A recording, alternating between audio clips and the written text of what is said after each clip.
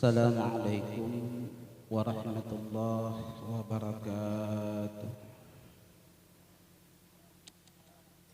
Bismillah, alhamdulillah, ala ni'amil iman wal islam. Ashhadu an la ilaha illallah wa ashhadu anna sayyidana Muhammadan abduhu wa rasuluh. Allahumma salli wa sallim ala sayyidina Muhammadin miftahi babir rahmatillah adada ma fi ilmillah salatan wa salaman daimaini bidawami mulkillah wa ala alihi wa sahbihi wa mawala. Rabbi syrah li sadri wa yassir li amri wahlul uqdatan min lisani yafqahu qawli. Subhanaka la ilma lana illa ma 'allamtana innaka antal alimul hakim. Wala haula wala quwwata illa billahil aliyyil azim. Para muhibbin dan para muhibbat, pecinta majelis yang insyaallah mudah-mudahan kita semua senantiasa dipandang oleh Allah dengan pandangan rahmat, pandangan maghfirah, pandangan ampunan Allah, dan mudah-mudahan kita semua mendapatkan ridha-Nya Allah Subhanahu wa taala. Alhamdulillah, summa alhamdulillah, pada kesempatan di malam yang mulia, di tempat yang mulia ini, kita masih senantiasa dan selalu diberikan Allah Subhanahu wa taala kesehatan, kesempatan, dan diberikan Allah yang lebih mulia adalah nikmat taufik yang Allah berikan kepada kita, sehingga Allah mudahkan hati kita, Allah bukakan hati kita untuk senantiasa dan selalu istiqomah hadir di majlis ilmunya Allah Subhanahu wa taala. Semuanya ini adalah karena nikmat yang Allah berikan kepada kita daripada nikmat sehat. Jadi nikmat sehat ini sangat mahal harganya. Wa in ta'uddu ni'matallahi la tuhsuha. Jika kita menghitung daripada nikmatnya Allah itu, maka tidak dapat kita menghitung daripada banyak nikmat Allah yang Allah berikan kepada kita.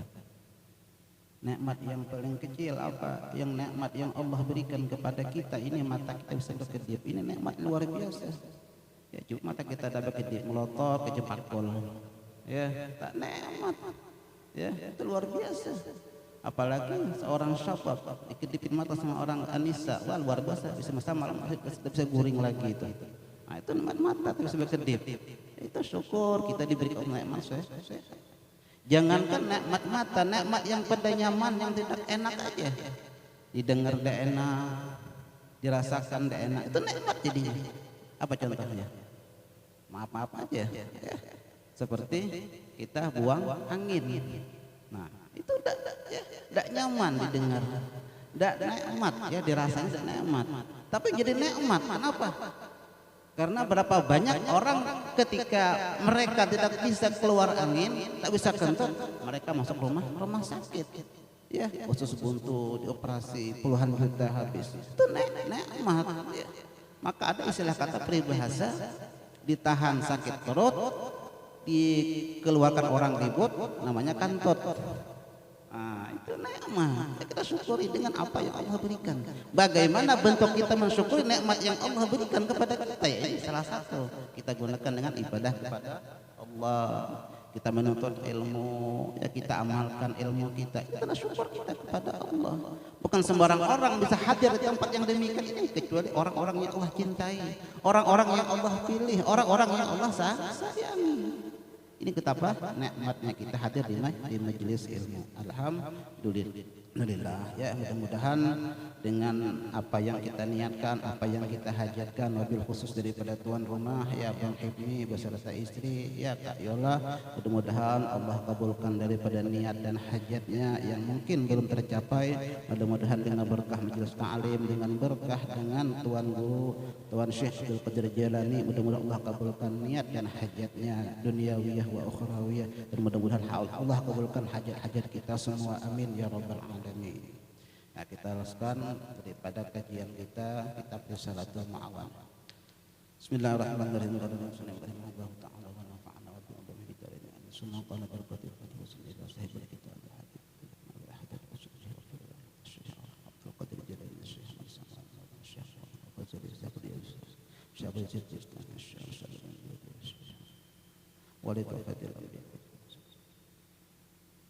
Syai'un lillahi lahumul fatihah. A'udzu billahi minasyaitonir rajim. Bismillahirrahmanirrahim. Alhamdulillahi rabbil alamin arrahmanir rahim maliki yaumiddin. Iyyaka na'budu wa iyyaka nasta'in. Ihdinas siratal mustaqim. Siratal ladzina an'amta 'alaihim waladdallin. Amin. Halaman 46 ya, bahagian bawah sudah ya.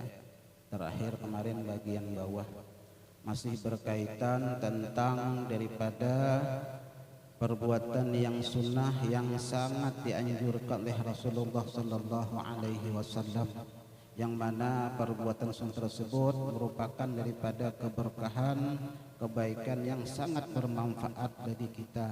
Apa aja diantaranya kemarin? Salah satunya adalah daripada sholat sunat duha, sholat witir, sholat qiyamul lail, sholat tahajud ya, dan juga sholat qobliyah atau ba'diyah atau sholat ba'da maghrib ya, bainal isya'ain itu kemarin ya.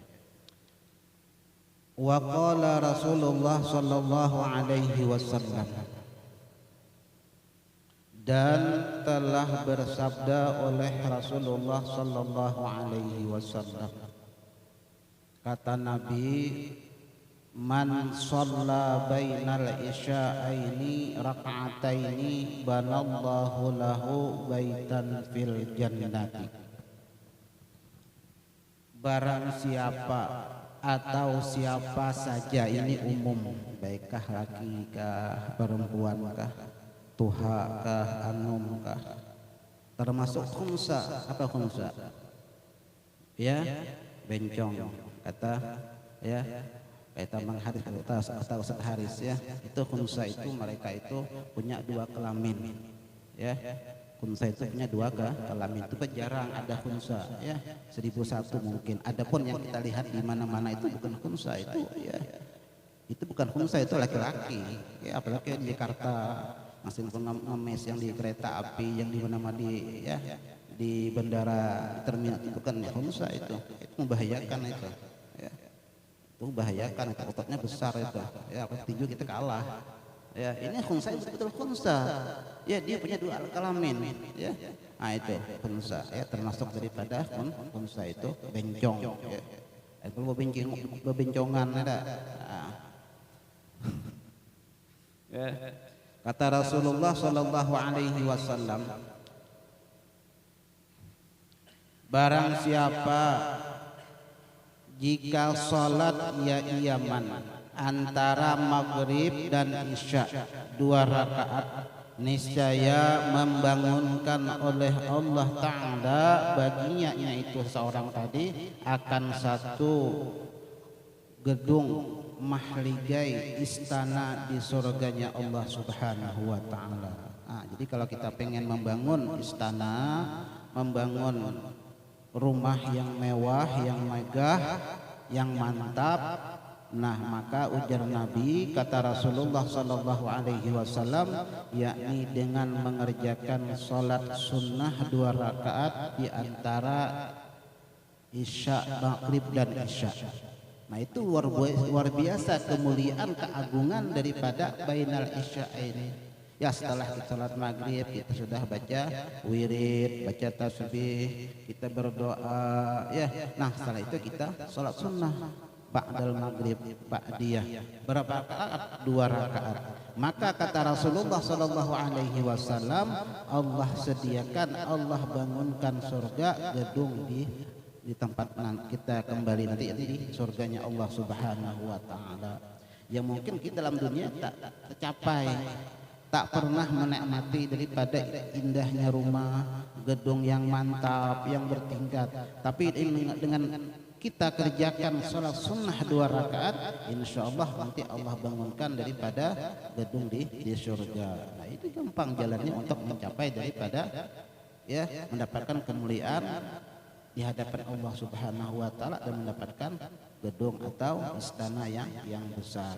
Ya, mudah-mudahan kita bisa melaksanakan, ya gampang. Ya.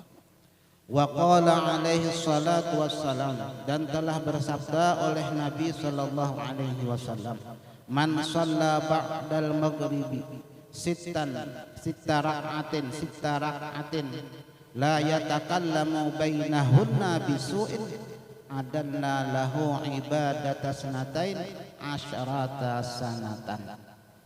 Siapa saja jika sholat dia seseorang setelah sholat maghrib 6 rakaat. Nah, setelah sholat maghrib sholat 6 rakaat ya. 2 kali salam ya. Nah, sholat 2 rakaat salam, 2 rakaat salam, 2 rakaat sampai 6 rakaat ya. Padahal tidak berkata-kata ia seorang tadi antara daripada 2 rakaat tadi, tidak berkata-kata, tidak cakap, tidak berpender ya. Nah, sholat sunnah.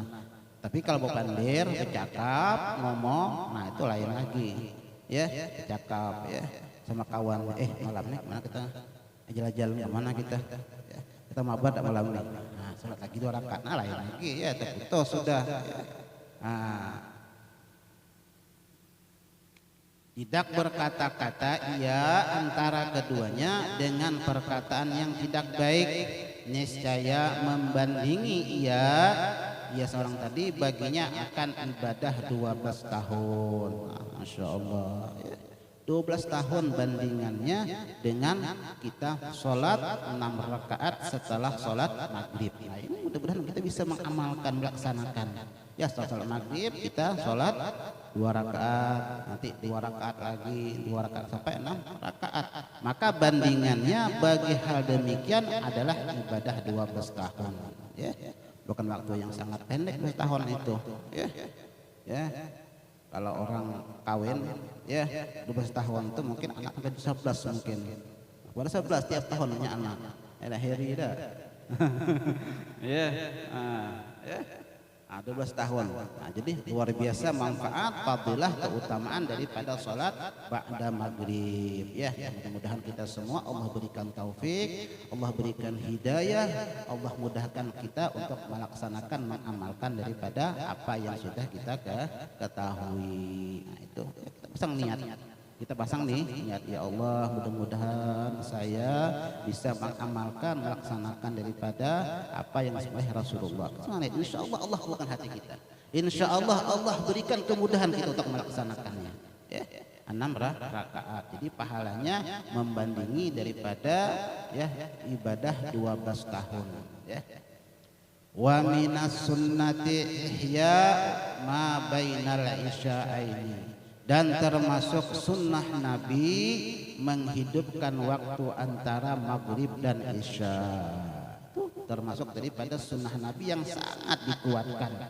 Artinya apa? Kita isi kesempatan di antara maghrib dan isya dengan suatu hal-hal yang bermanfaat, dengan ibadah kepada Allah, dengan mendekatkan diri kepada Allah. Kenapa? Karena pada saat ketika maghrib itu di mana hamba-hamba Allah daripada orang-orang mukmin, orang-orang Islam, mereka lagi lalai dengan Allah. Mereka lupa dengan Allah. Mereka kecapean setelah bekerja, ya ada yang tidur, ada yang makan, ya ada yang santai dengan HP-nya, ada yang santai dengan TV-nya dan lain sebagainya. Nah, pada ketika itu kita kembali kepada Allah. Kita menghadap kepada Allah, kita isi kesempatan di antara maghrib dan isya dengan amal-amal soleh, dengan kebaikan, ya. Baik dengan baca salawat atau baca ratibul atas, ratibul haddad, ya.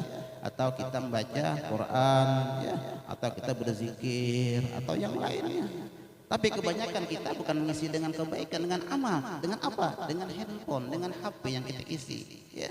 Apa yang kita kerjakan, ya. Yang penting kalau kita nonton daripada dakwah, ya, apa namanya ceramah agak bagus, tapi yang salah kaprah ini, ya HP di tangan yang keluar apa? Jikwin, ya, Superwin, ya, apalagi tuh, Megawin, Apalagi itu? Nah, itu masya Allah wal iyadzubillah. Ya. Tidak juga hal demikian, kadang cat-catan, cat-ceton, ya, cot-cotan, ya. Kabar gimana kabar sekarang, ya, yang beb, ya, ya, papa, ya, kalau ada apa-apa papa sudah dipanggil, ya, ya. Masya Allah, ya, kita usahakanlah ya bagaimana cara supaya kita itu bisa memanfaatkan daripada waktu bainal isya ini untuk ibadah kepada Allah. Wa qad warada fi fadilati akhbarin wa asar, dan sungguh telah warid, telah datang pada menyatakan, pada menyebutkan kelebihannya daripada apa? Waktu antara maghrib dan isya oleh beberapa hadis dan beberapa asar. Apa asar itu? Ucapan daripada sahabat-sahabat Nabi, ya.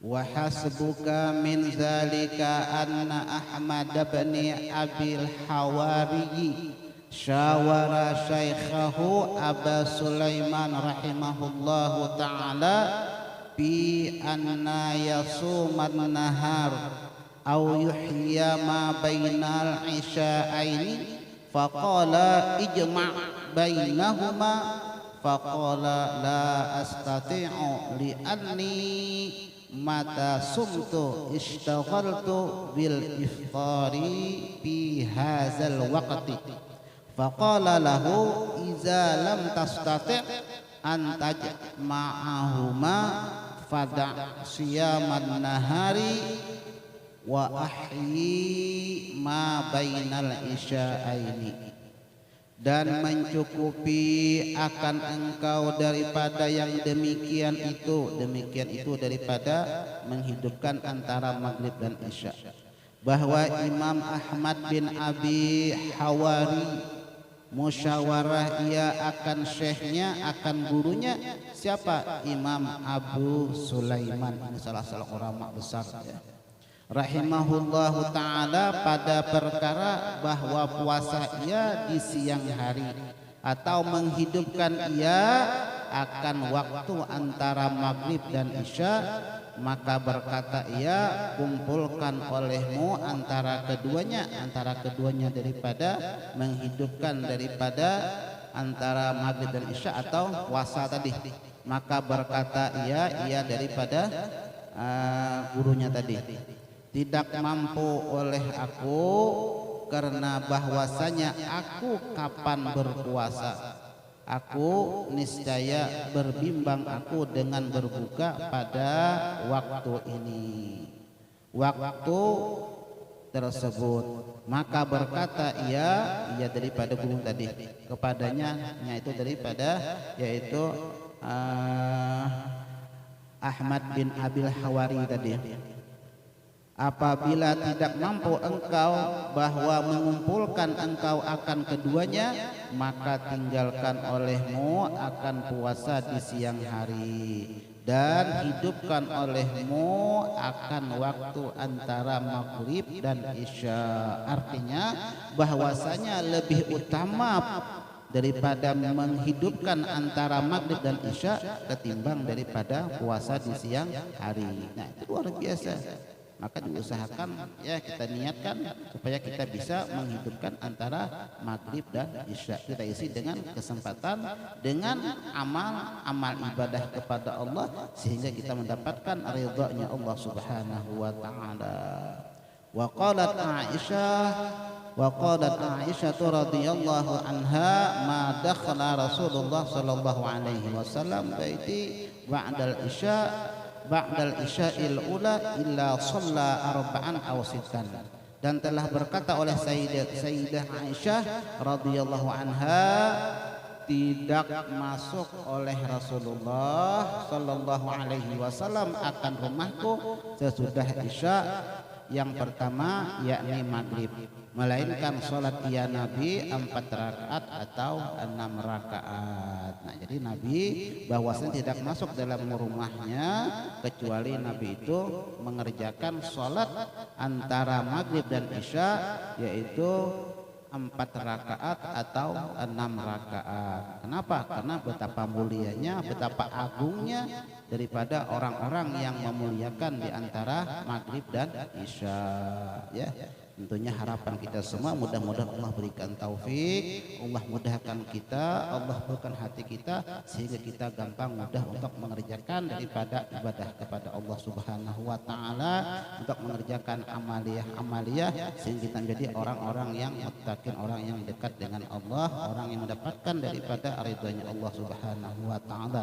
Dan mudah-mudahan Allah jadikan dengan segala amal kebaikan kita, ibadah kita menjadikan kebahagiaan, kesenangan bagi diri kita, sebagaimana doa yang kita ucapkan, Allahumma ja'al fi ta'atika farahi wa sururi. Ya, nah itu jadi alhamdulillah ya, dengan hal demikian, dengan taklim kita, kajian kita pada setiap malam Ahad, mudah-mudahan kita senantiasa diberikan Allah Subhanahu wa taala ilmu yang manfaat, ilmu yang barakah bisa kita amalkan, dan mudah-mudahan kita mendapatkan selalu ridhonya Allah Subhanahu wa taala. Nanti insyaallah pada waktu akan datang, wa qala alaihi salatu wassalam, insyaallah ya.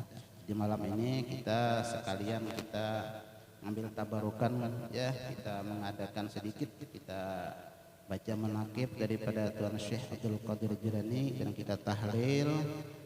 Juga ada niat hajat daripada Bang Hibni ya, daripada orang tuanya, mertuanya, dan daripada itu juga ya kita baca sedikit kitab fikih kajian kita pada setiap malam Ahad yang insyaallah akan disampaikan, dibacakan oleh guru kita Ustaz Muhammad Fatih.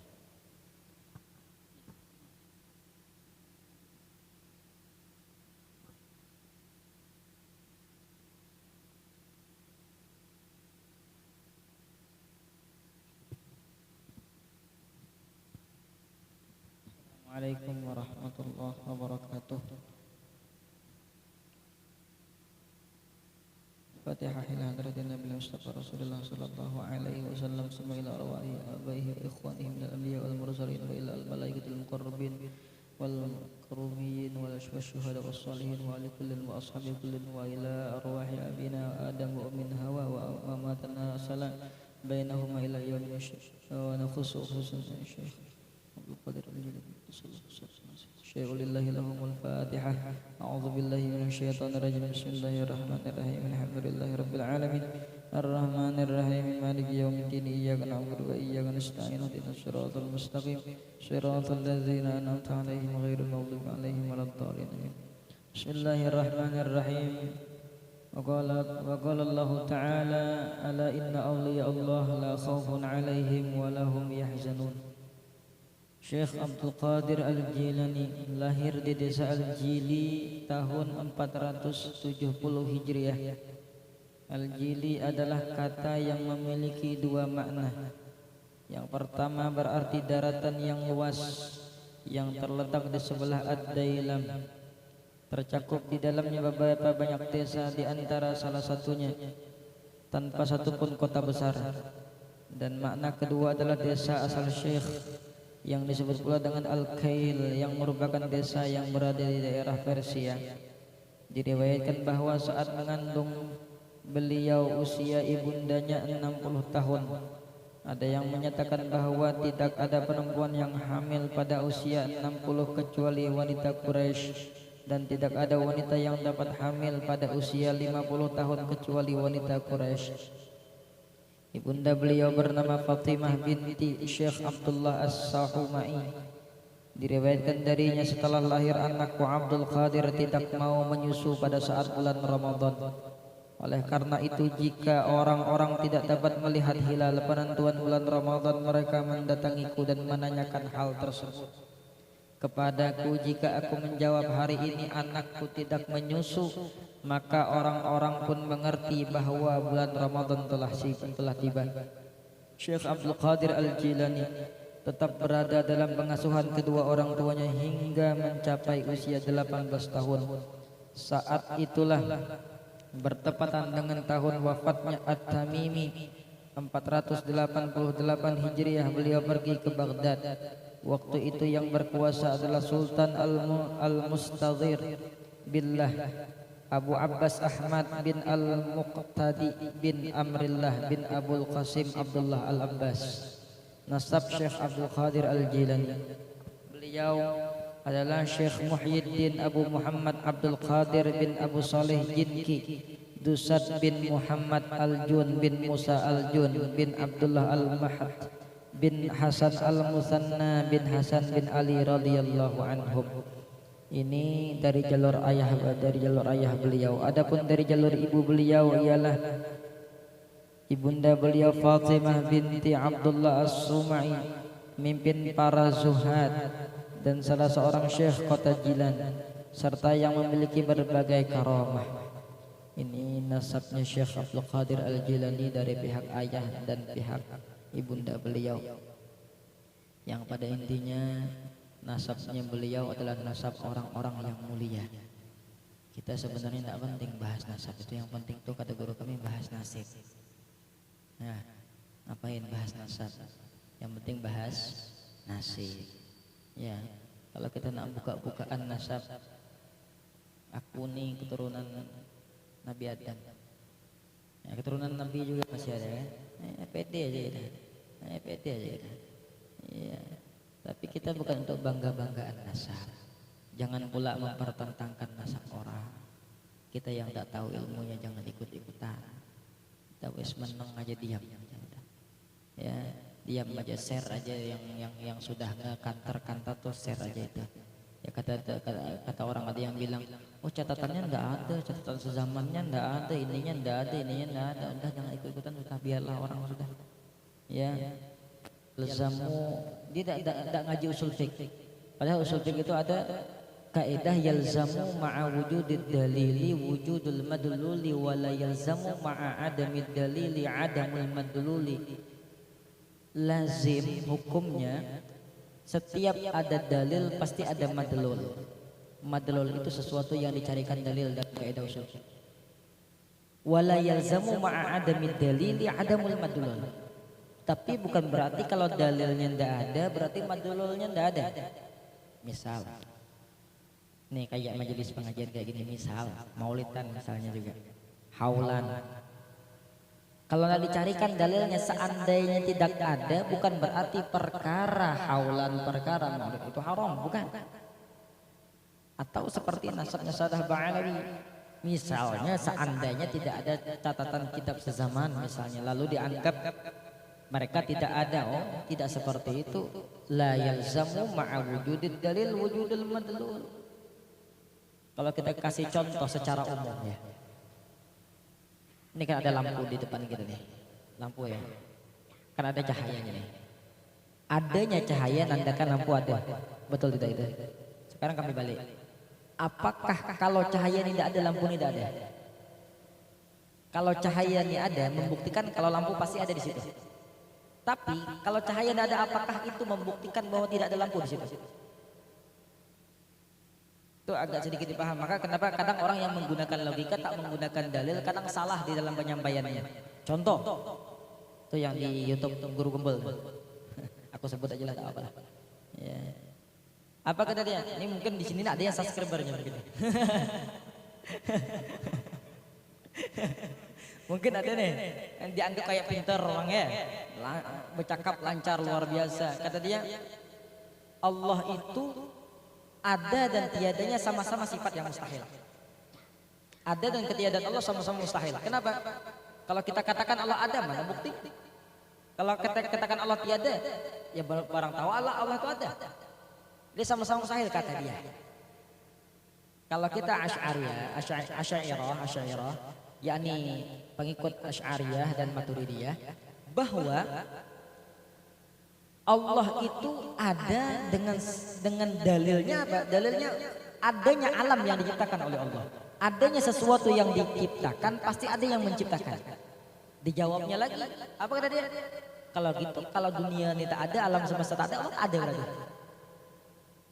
Kalau Allah ada karena ada alam semesta, berarti kalau alam semesta tak ada berarti Allah tak ada kata dia. Kan salah tadi itu, secara kaidah sudah salah. Apakah cahaya tidak ada, lampu tidak ada? Tidak, cahayanya mungkin tak ada, lampunya mungkin mati. Atau lebih ekstrim lagi, Kita masuk ke WC, kita ke depan WC ya, ke depan WC. Pintu WC itu tutup. Pintu WC tutup, tapi senyap aja dalam WC itu. Sekarang pertanyaannya, kalau misalnya dalam WC itu ada pak pak pak berbunyi, pak pak pak berbunyi kayak gitu. Ada orang enggak dalam itu? Ada. Berbunyi, berarti ada orang dalam tuh. Tapi kalau dalam WC itu senyap aja tapi tak ada bunyi gitu, apakah di dalam itu pasti tak ada orang? Tidak bisa. Mungkin ada orang tapi tidur di dalam itu mungkin. Mungkin. Nah seperti itu. Kaidah usul ya, kaidah fikih seperti itu. Bahwa jangan mempertentangkan sesuatu yang kita tidak tahu ilmunya. Ya, kita ikutin aja orang sudah. Ikutin ulama-ulama terdahulu. Ikutin ulama-ulama yang benar dalam keulamaannya, keilmuannya. Ya sebagaimana Syekh Abdul Qadir Al-Jilani qaddasallahu sirrahul aziz. Syekh Abdul Qadir Al-Jilani ini termasuk di antara ulama yang terhimpun di dalam diri beliau itu thariqah dan syariah. Tidak cuma berthariqah hakikatnya saja, ma'rifahnya saja, tapi juga syariatnya. Sebab orang tidak mungkin sampai kepada ma'rifat kecuali dia telah melalui jalan syariat. Tak mungkin tiba-tiba kenal aja sama Allah, tiba-tiba merasakan bahwa masya Allah kayak gini loh kenal sama Allah nih. Aku sudah keliling dunia, sudah keliling nyebarkan kitab ini, kitab Suryani misalnya kata dia kan. Jadi tiba-tiba ma'rifah hari syariat tidak paham belum? Jauh. Beda dengan Syekh Abdul Qadir Al-Jilani qaddasallahu sirrahul aziz. Terhimpun dalam diri beliau adanya syariat dan hakikatnya beliau. Adanya ma'rifah di dalam diri beliau. Beliau kenal dengan Allah Subhanahu wa taala. Kita yang sekarang mengadakan haul beliau misalnya, apa yang kita dapat cari haul beliau? Kalau cuma nak cari berkah, antum balik ke rumah, cium kaki mama, berkah. Betul lah, dalamnya ada berkah, betul itu. Tapi ngapain jauh-jauh antum datang ke sini cari berkah? Di rumah tuh bijikan berkah. Nah, tak ada mama lagi, bapak tak ada kesiannya. Misalnya tak ada punya mama lagi, tak ada bapak lagi, macam mana? Tetangga ada. Kasih dia apa namanya, kasih dia hidangan makanan kah. Orang tuanya ada tapi masih sudah di kuburan, macam mana? Datangi ziarah, ada berkahnya. Tapi ke majelis haul itu bukan cuma sekedar cari berkah, tapi cari ilmunya juga di dalamnya, dan itu perlu untuk dipraktekkan. Ngaku cinta Syekh Abdul Qadir Al-Jilani, tapi tidak ada satupun sifatnya beliau yang ditiru. Itu bohong namanya. Sebab fa innaka lan talhaqal abrara illa bi a'malihim. Engkau tidak akan bersama dengan orang-orang terpilih seperti beliau itu kecuali dengan amal mereka. Jangan sama kayak orang Yahudi, jangan sama kayak orang-orang Nasrani yang dalam Al-Qur'an ghairil maghdubi alaihim waladdallin. Yang mereka disebut sebagai orang yang maghdub, orang-orang Yahudi disebut sebagai orang-orang yang dimurkai Allah. Waladdallin, orang-orang Nasrani disebut sebagai orang-orang yang sesat. Mereka jangan aneh ya, kalau mereka cinta ya cinta. Jadi kalau ada orang cuman modal cinta tanpa ngikut tuh kayak Yahudi sama Nasrani. Sebab fa innal yahuda wan nasara yuhibbuna anbiya'ahum wa laisu ma'hum. Mereka cinta dengan nabi mereka tapi mereka tidak ngikut nabi mereka. Cinta Syekh Abdul Qadir Jilani? Iya. Alasan dalilnya yuhsyarul mar'u ma'aman ahab. Anta ma'aman ahab. Al mar'u ma'aman ahab.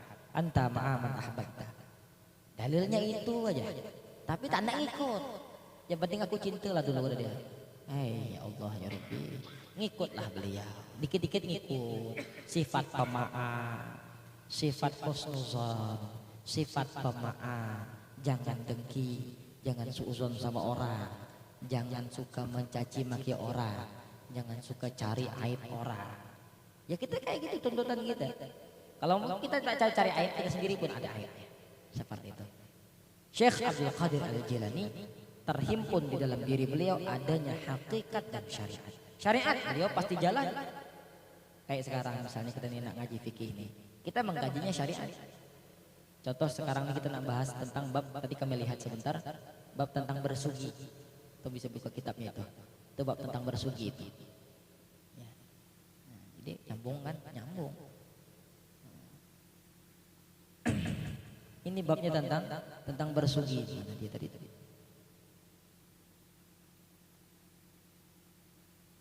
bersugi ini setengah daripada sunnah wudu. Disunatkan bersugi lagi pada ketika berubah bau mulut, seperti lama tidak berkata-kata atau sesudah makan makanan yang berbau yang dibenci, dan pada ketika bangun daripada tidur, dan pada ketika hendak berwudu dan sembahyang, seperti sabda Nabi Shallallahu Alaihi Wasallam, rak'atani bisiwakin khairun min sab'ina rak'atan bila siwakin, yang artinya 2 rakaat sembahyang dengan bersugi itu bersiwak lebih baik daripada 70 rakaat dengan tidak bersugi. Dan arti bersugi itu ialah memakaikan atau menggosokkan sesuatu yang kasar pada segala gigi guna menghilangkan segala kotoran yang ada padanya. Maka hendaklah tiap-tiap orang yang bersugi itu meniatkan akan sunnah Nabi Shallallahu Alaihi Wasallam supaya mendapat pahala yang sempurna, seperti diniatkan di dalam hati, sahaja aku bersugi sunnah karena Allah Ta'ala. Bersugi, bersiwak, kata Habib Saleh Maulana Dawilah kemarin Al-Fakir taklim sama beliau di Masjid Agung pada subuh sendirian. Sendirian. Iya. Kata Habib Saleh, mana lagi yang lain? Ain al-akhar, kata beliau. Dewean bib. Wa ana wahid bas. Dewean cuman bib. Lah taklim sama beliau, disitulah beliau menyampaikan bahwa di Tarim itu ada seorang guru, ana lupa siapa nama beliau. Ada seorang guru. Kata Habib Saleh, ketika kami ngaji dengan beliau, beliau nanya. Pas masuk bab siwak, beliau nanya satu sikok. Punya siwak semua ada? Ada sikok yang tak bersiwak tak jadi. Taklim tak jadi. Ada sikok yang tak bersiwak kayak sekarang misalnya kita bab sugi nih. Siwak semua ada? Ada yang sikok tak balikan. Ya, enggak. Nah, kalau di sana kayak seperti itu. Ya, memang diamalkan ilmunya. Siwak. Beli ya, jangan lipstick aja mahal gitu. Nah, misalnya ya, atau jangan aja Pep punya 3 ekor gitu. Sugi tak punya, siwak tak punya, Pep punya 3. Macam-macam baunya, ya, macam-macam baunya, dia bau anggur, bau kopi, bau cempedak, ya macam-macam. Ya. Tapi siwak sebatang pun tak punya kacau. Tapi kalau di sini punya semua, insyaallah. Insyaallah punya semua di sini, insyaallah. Ya diamalkan sugi, siwak itu beramal, diamalkan. Jangan gengsi bersiwak. Ya, depan umum jangan gengsi bersiwak. Ya, jangan gengsi bersiwak. Nah, bersiwak. Ya Allah, Masya Allah. Sunnah yang ringan. Sunnah yang ringan. Harganya ringan. Ngelakukannya mudah. Sunnah yang ringan. Kadang tertinggal. Apalagi nak melakukan yang berat-berat. Gitu kan. Apalagi nak melakukan yang berat-berat. Nah, yang sunnah-sunnah yang ringan-ringan seperti ini lakukan. Sebab laula an asyqa ala ummati la amartuhum bisiwak inda kulli wudu al hadis au kama qala. Kalau aku tidak memberatkan umatku, kata Nabi, aku perintahkan mereka untuk bersiwak. Baik setelah mereka selesai wudhu atau lain-lain sebagai waktunya. Ketika nak sholat, contohnya tadi itu. Ketika mau wudhu misalnya. Ketika mau bangun tidur, misalnya sudah bangun tidur misalnya. Bangun tidur bersiwak. Kenapa? Itu luar biasa. Itu Masya Allah, baunya mulut tuh. Ya, nak tidur bersiwak, bangun tidur bersiwak. Ya, nak wudu bersiwak, selesai wudu bersiwak, nanti nak ke masuk ke masjid, bukan masuk ke masjid, sembahyang nanti bersiwak gunakan siwak. Ya Allah, pakai siwak, jangan gengsi bersiwak, ya jangan gengsi. Tapi siwak itu ada aturan.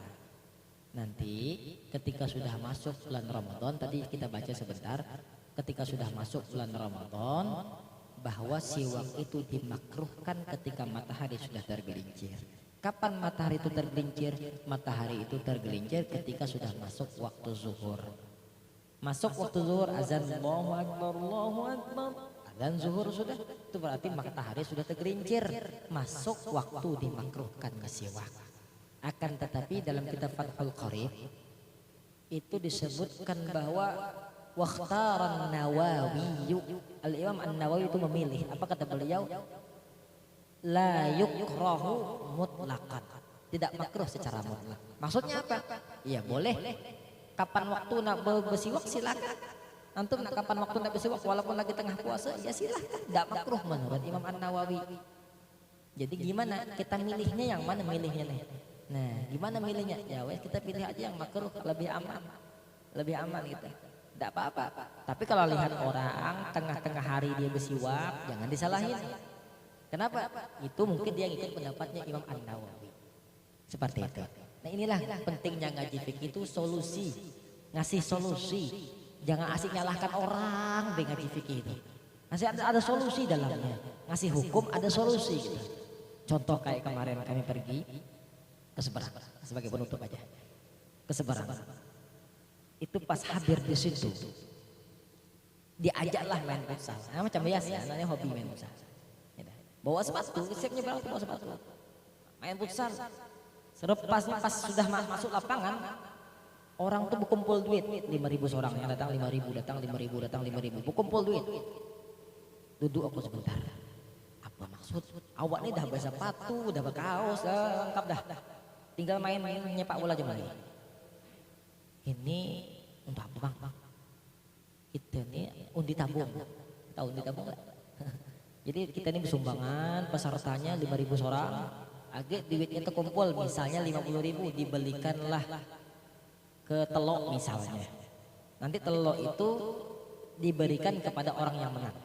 Jadi misalnya ada 5 tim, 1 tim menang, nah itu yang dapat telok. Oh ini jatuhnya judi nih. Ini semua kasus kena, banyak yang kena nih. Bahkan ya di lomba-lomba yang Islami pun bisa kena. Lomba azan, ngambil duit duit pendaftarannya dijadikan sebagai hadiah lomba, itu judi jatuhnya. Walaupun azan dia. Ngaji kan dia sama juga. Ya, ngaji pun sama juga. Bukan berarti tidak boleh uang pendaftaran. Uang pendaftaran boleh, tapi jangan dijadikan sebagai hadiah. Antum ngadakan lomba, silakan pakai uang pendaftaran, tapi jangan dijadikan sebagai hadiah. Cari hadiah dari jalan lain. Ofisial ofisial apa namanya? Ofisial ya. Sponsor, ya lewat sponsor kah apa? Jangan lewat itu, jangan. Tapi fikih tidak kayak gitu. Ya memang hukumnya judi haram. Main ML misalnya. Nah, berapa tim? 5 tim misalnya. Bayar 200.000, nanti yang menang ya yang duit kumpulan lah yang diambil gitu. Sama jatuhnya judi. Makan judi, barang judi, antum doa tengah malaman jam 2 malam tengah doa, ya Allah kabulkan doaku ya Allah, terus nak berdoa tak kabulkan sama Allah. Tak dikabulkan yang cewek pula. Apa dari kabulkan katanya dikabulkan udhu'uni astajib lakum, berdoa apa berdalil pula sama Allah. Macam mana? Makan yang haram. Jadi gimana? Kalau mau selamat. Dalam fikih itu ada hillah namanya. Dalam kitab Fathul Mu'in itu ada hillah namanya. Ada namanya muhallil. Muhallil itu orang yang dijadikan hillah. Jadi gini. Misalnya antum berlima main badminton. Sumbangan 5.000 seorang, berarti terkumpul berapa? 25.000 atau 10.000 seorang lah. 10.000 seorang misalnya. 50.000 terkumpul. Nanti siapa yang menang dia yang dapat duit 50.000 nih. Itu jatuhnya judi itu. Untuk supaya hilang judinya, supaya hilang ada muhallil di dalamnya. Siapkan muhallil. Muhallil itu orang yang dijadikan hillah. Dari 5 orang itu siapkan 1 orang yang memang tak berbayar sama sekali. Bukan dibayari, tapi tak berbayar sama sekali. Jadi dari 5 itu 4 berlima yang main, tapi 4 yang berbayar. Karena kalau 5-5-nya main dan 5-5-nya yang berbayar, dan uang hadiah diambil dari uang pendaftaran tersebut, maka nanti jatuhnya judi. Sebab di dalamnya ada yang dirugikan dan ada yang diuntungkan. Yang dirugikan siapa? Yang menang. Yang kalah. Yang diuntungkan siapa? Yang menang pasti. Tapi kalau dari 5 peserta, 4 ini berbayar, 1 tidak berbayar, dan hadiah diambil dari uang pendaftaran, itu tidak jatuh judi sebab ada 3 kemungkinan. 1 orang yang dirugikan pasti yang kalah. 2 yang diuntungkan pasti yang menang. Yang ketiga tak dirugikan, tak diuntungkan. Siapa yang tak bayar? Nah, kemungkinan ketiga ini yang dinamakan dengan muhallil. Orang ketiga ini dinamakan dengan muhallil, yang melepaskan hukum haramnya. Jadi yang kayak itu tak jadi judi itu.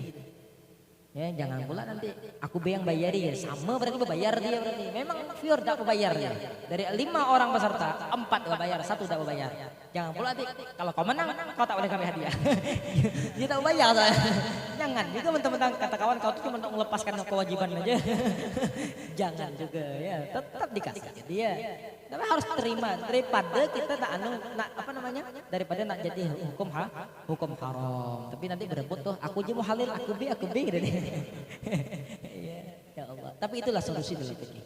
Nah, mudah-mudahan Allah taala berikan kita keberkahan daripada Syekh Abdul Qadir Al-Jilani qaddasallahu sirrahul aziz, keberkahan guru-guru kita daripada Ustadz Bahrul, Ustadz Alam Syah, Ustadz Fahmi dan seluruh guru-guru kita, mudah-mudahan diberkahi keluarga mereka, usaha mereka, anak keturunan mereka, dan mudah-mudahan kita semua yang hadir di sini dengan berkah Syekh Abdul Qadir Al-Jilani mudah-mudahan dijadikan orang-orang yang istiqomah, orang-orang yang hatinya lembut, orang-orang yang memiliki akhlak yang baik, tidak gampang suuzon orang, tidak mencari aib orang, tidak suka menggibah orang, husnuzon dengan orang, baik sangka dengan orang, dan istiqamah dalam ibadah.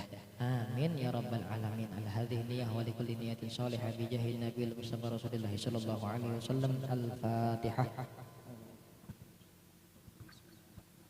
Alhamdulillah rabbil alamin arrahmanir rahim maliki yaumiddin.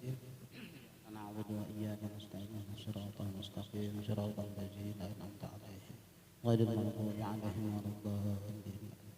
Alhamdulillah, kajian kita, wiridan kita pada malam hari ini dari mulai kita bacaan Ratibul Atas, bacaan Maulid Adiyah Ulami, dan kita kajian kita di Setan Ma'wanah dirangkai dengan haul ya seadanya Syekh Abdul Qadir Jilani dengan kajian kitab fikih. Alhamdulillah, mudah-mudahan semuanya mendapatkan keberkahan, kebaikan buat kita. Mudah-mudahan kita dapat mengamalkan daripada apa yang kita dengarkan dari guru-guru kita tadi, dari Ustaz Fatih ya, ilmu yang manfaat dan barakah.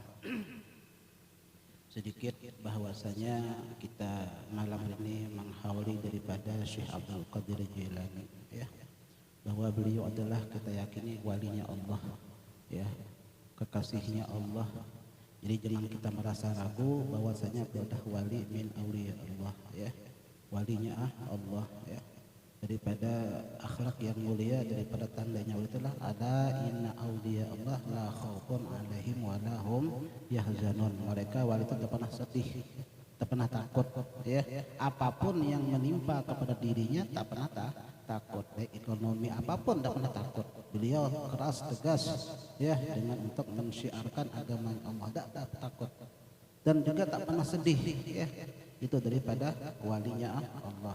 Jadi kita mudah-mudahan bisa mengikuti daripada langkah jejak daripada as-salafun as-salih, daripada wali-walinya Allah ya, daripada Syekh Abdul Qadir Jilani, mengikuti akhlak beliau, sifat beliau bagaimana, daripada akhlaknya beliau suka pemaaf, penyantun ya, tidak memfitnah ya, tidak mengadu domba ya, tidak lain sebagainya ya. Itulah harapan kita, mudah-mudahan dengan keberkahan majelis yang kita lakukan pada setiap malam ahad ini merupakan keberkahan, kebaikan. Mudah-mudahan Allah kabulkan niat hajat kita duniawiyah wa ukhrawiyah dengan berkah daripada Tuan Syekh Abdul Qadir Jilani, dan dengan berkah daripada sibul kitab Al-Habib Abdullah bin Ali Al-Haddad, dan berkah daripada guru-guru kita ya. Kita doakan guru-guru kita, Ustaz Fahmi juga ya, Ustaz Alam Syah yang mulia malam ini belum bisa hadir, insyaallah mudah-mudahan pada suatu saat nanti beliau akan hadir duduk di majelis kita, karena beliau lagi sibuk juga ya khidmat dengan Habib Taufik ya. Kami juga beliau dakwah juga di kota Jambi ya,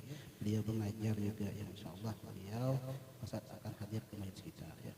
Alhamdulillah ada niat hajat daripada tuan rumah ya Bang Hef ini minta dibacakan tahlil, doa dan lainnya yang mana pahalanya dihadiahkan kepada orang tuanya, yaitu Zamaliyah binti Wagimin ya, Ratna binti Dewi, Abdurrahman bin Muhammad Wagimin bin Martorarono, Sofiyah binti Sukiman, Sofiyah binti Sakiman, Haji Talib bin Haji Muhammad, Hajah Zawiyah binti Haji Sobran,